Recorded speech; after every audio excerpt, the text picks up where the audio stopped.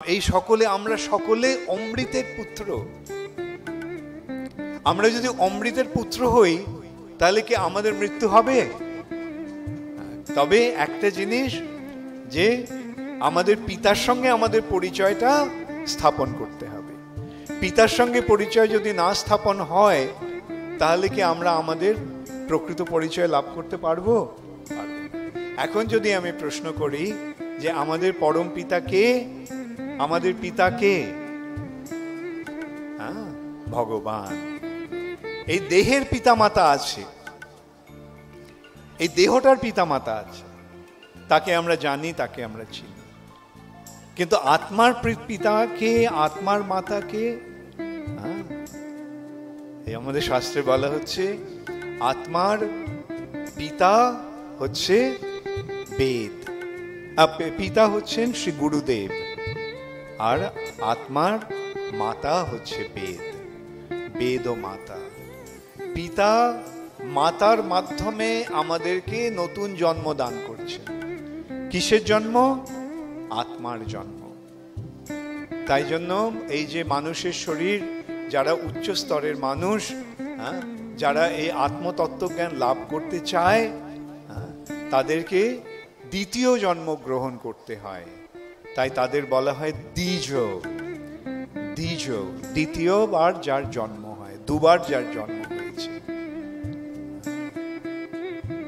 সাধারণত লোকেরা মনে করে যে দ্বিজ মানে হচ্ছে ব্রাহ্মণ, আর ব্রাহ্মণ মানে হচ্ছে যার ব্রাহ্মণ পরিবারে জন্ম হয়েছে সে ব্রাহ্মণ। কিন্তু আমাদের শাস্ত্রে বলা হচ্ছে না, তা নয়। বলা হচ্ছে জন্ম না জায়তে শূদ্র, জন্ম অনুসারে সে যেই হোক না কেন সে শূদ্র। সংস্কারাৎ ভবতি দ্বিজ, সংস্কারের মাধ্যমে। এই সংস্কারটা কি? সদ্গুরুর কাছে দীক্ষা গ্রহণ করার মাধ্যমে বৈদিক তত্ত্বজ্ঞান লাভ করা, তার ফলে দ্বিজত্ব, দ্বিতীয় জন্ম লাভ হচ্ছে। সংস্কারাৎ ভবতি দ্বিজ। তখন বেদ অধ্যয়ন করার যোগ্যতা লাভ হয়। বেদ পাঠাৎ ভবেদ বিপ্র ব্রহ্ম জানাতি ইতি ব্রাহ্মণ। এবং যখন ব্রহ্মকে, পরম তত্ত্বকে, আধ্যাত্মিক তত্ত্ব জ্ঞান যখন লাভ হয় তখন তাকে বলা হয় ব্রাহ্মণ। এই ব্রাহ্মণত্ব জন্ম অনুসারে হয় না, এটা গুণ ও কর্ম বিভাগস্য। ভগবান গীতাতে বলছেন যে চাতুর্বর্ণং ময়া সৃষ্ট, চারটে বর্ণ, ব্রাহ্মণ, ক্ষত্রিয়, বৈশ্য, শূদ্র। চাতুর্বর্ণং ময়া সৃষ্ট, আমি সৃষ্টি করেছি। গুণ ও কর্ম বিভাগস্য, গুণ এবং কর্ম অনুসারে।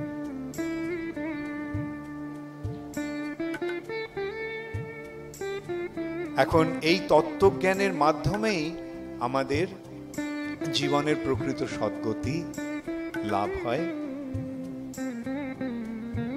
আজকে শিল প্রভুপাদের কৃপার প্রভাবে সারা পৃথিবী জুড়ে এই বৈদিক তত্ত্বজ্ঞান প্রচারিত হচ্ছে। শুধু কলকাতায় বা বঙ্গভূমিতে বা ভারতবর্ষেই নয়, পৃথিবীর সমস্ত জায়গাতে এই বৈদিক জ্ঞানের প্রচার হচ্ছে, এবং তার ফলে হাজার হাজার মানুষ এই তত্ত্বজ্ঞান লাভ করে তাদের মনুষ্য জন্ম সফল করছে।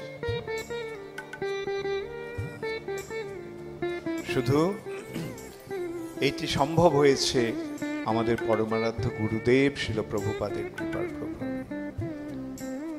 এবং এই যে ইসকন সংস্থা, এই ইসকন সংস্থার একমাত্র উদ্দেশ্য হচ্ছে এই তত্ত্বজ্ঞান সকলকে প্রদান করা।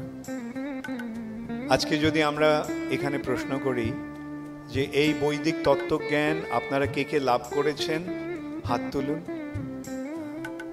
আচ্ছা, যারা লাভ করেছেন তারা কিভাবে লাভ করেছেন? ইসকনের সান্নিধ্যে আসার ফলে লাভ করেছেন, না ইসকন ছাড়া এই জ্ঞান লাভ হয়েছিল? ইসকনের সান্নিধ্যে আসার ফলে কার কার এই জ্ঞান লাভ হয়েছে? তাহলে আমরা দেখতে পাচ্ছি যে শিল প্রভুপাদের কৃপার প্রভাবেই আমরা এই জ্ঞান লাভ করছি।